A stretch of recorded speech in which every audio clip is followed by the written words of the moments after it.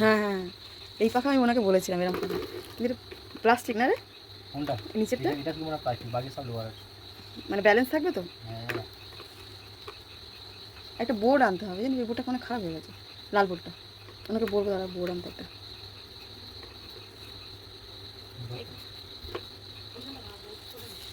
জানি যা পাশে ভালো করে টুলটা নিয়ে তুলতে হবে না। তুলে বসাস না বাবা, পরে আপাতত লোহার আছে, ওরা কিন্তু ওখানে ঢুকিয়ে রাখে, আবার চাপ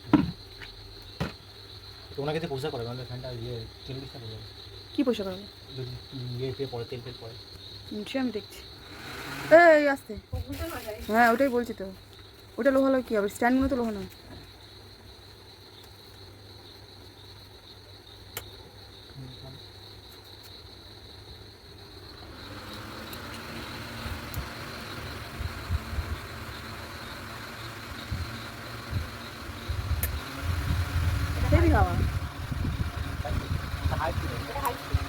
না একদম কমই দেয়।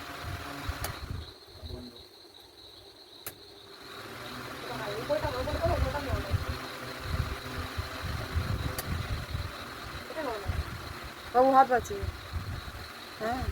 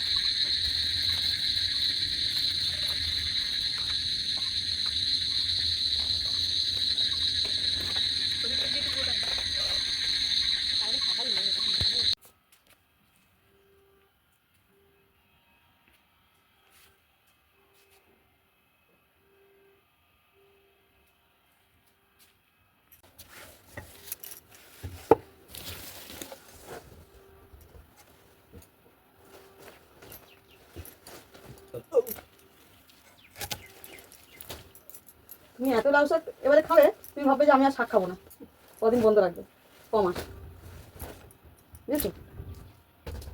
এতে তো কুমড়ো পড়বে না বলো মা, ঝিঙে আছে।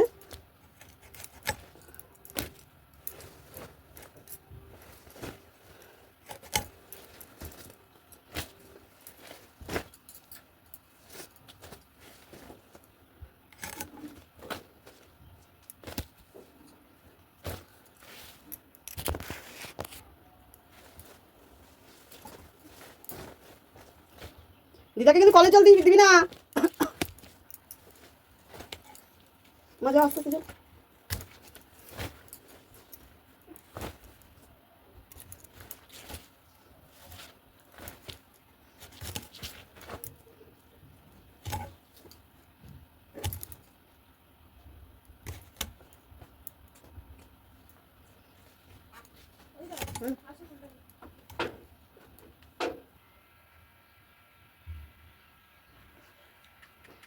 নমস্কার, এসপি সংসার নতুন একটি ব্লগে আপনাদের স্বাগত জানাই। আবার চলে আসলাম নতুন একটি ব্লগ নিয়ে।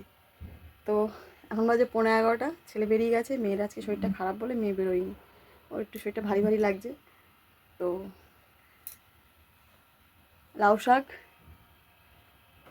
সকালে ছেলেকে একটু পোলাও করে দিয়েছিলাম, পোলাও নিয়ে গেছে, চা খেয়ে গেছে, চা বিস্কিট খেয়ে গেছে, দুধ চা। ওর বাবা একটু বেরিয়েছে, বাবার ছুটি আছে ওর বাবার, আচ্ছা একটু বেরিয়েছে আর কি কাজে, চলে আসবে এক্ষুনি। তো দুপুরে রান্না দেখি কী করি, কালকেকার একটু রাত্রে একটু মাংস করেছিলাম, সেই মাংস অল্প একটু আছে, আর মাকে একটু সবজি সেদ্ধ করে দেবো। এখন বলতে পারছি না কী রান্না করবো, মা গেছে স্নানে, আমি শাক কাটতে বসেছি। তো সারাদিন কী করি শেয়ার করবো, সঙ্গে থাকুন, আবার আসছি। বসতে পারবে, রিল্যাক্সে বসতে পারবে।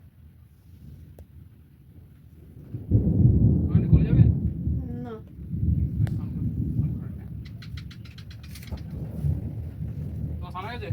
হ্যাঁ মাস হওয়ার আগে গামছা কেচেছি। কি পচা নোংরা বেরিয়েছে ফ্যান দিয়ে।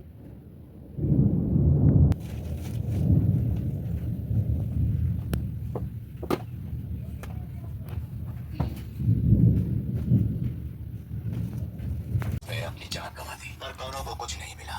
अगर किसी को शहर मिल जाता तो वो दुनिया का सबसे शक्तिशाली राजा होता। सही कह रहे हो सकते हैं। ये किताब एक ऐसे ही व्यक्ति के बारे में है।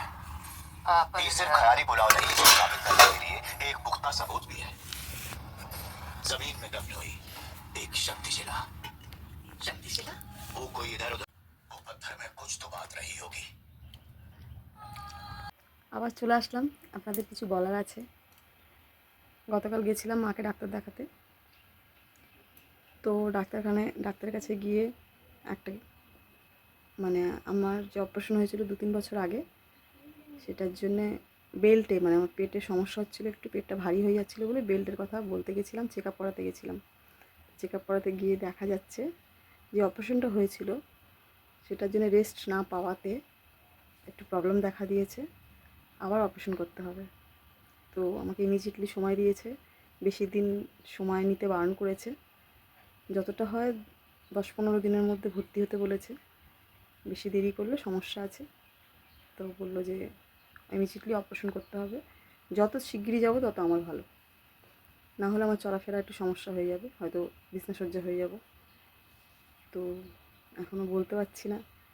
মা একটু অসুস্থ আছে, মার পায়ে প্রচণ্ড ঘায়ের মতন হয়েছে, ওইটার জন্য গেছিলাম বিশেষ করে। আরও অনেক অসুবিধা হয়েছে মা, সেগুলো উনি এখন দেখবে না, উনি একটা করে ট্রিটমেন্ট করবে আর কি। তো বাড়ির লোক তো খুব জোর করছে, ঝগড়া অশান্তি করছে মেয়ে সমানে। তো আমি বললাম যে আমার 2-3টে কাজ আছে, সেই কাজটা আমার হয়ে যাক, আমি ভর্তি হয়ে যাব। তো এক কাজ হচ্ছে, একটা কাজ কাল রাত্রে পূরণ হয়েছে, আর একটা কাজ মা যতদিন না ঘা শুকোচ্ছে, কারণ মাকে এবার ফেলে রেখে আমি ভর্তি হতে পারবো না, কারণ আমি ভর্তি হওয়া মানে বিছনাসজ্জা হয়ে যাওয়া, দুজন ঘরে পেশেন্ট থাকা মানে বুঝতে পারছেন। সেই কারণে মা একটু সুস্থ হয়ে গেলে, তো একটু ফোন আসাতে একটু ব্রেক নিয়েছিলাম, মানে একটু অসুবিধায় ছিল, আটকে গেলাম আর কি। যাই হোক, সেটা মা একটু সেরে গেলে, আর আরেকটা কাজ আছে, ওটা হয়ে গেলেই যেদিন বলবে যে আজকে যদি আমার কাজ কমপ্লিট হয় আমি কালকেরই ভর্তি হয়ে যাবো, এই কথা আমি দিয়েছি বাড়ির লোককে। তো আশা করি তাড়াতাড়ি চেষ্টা করছি, তাড়াতাড়ি কাজটা কমপ্লিট হয়ে যাওয়ার। তো আগে কি হয় আপনাদেরকে জানাবো। সব ঠিক, অসুবিধা কিছু নেই, সব ঠিক আছে। ঠিক আছে, আসছি আবার, সঙ্গে থাকুন, সারাদিন কী করি শেয়ার করবো কিন্তু।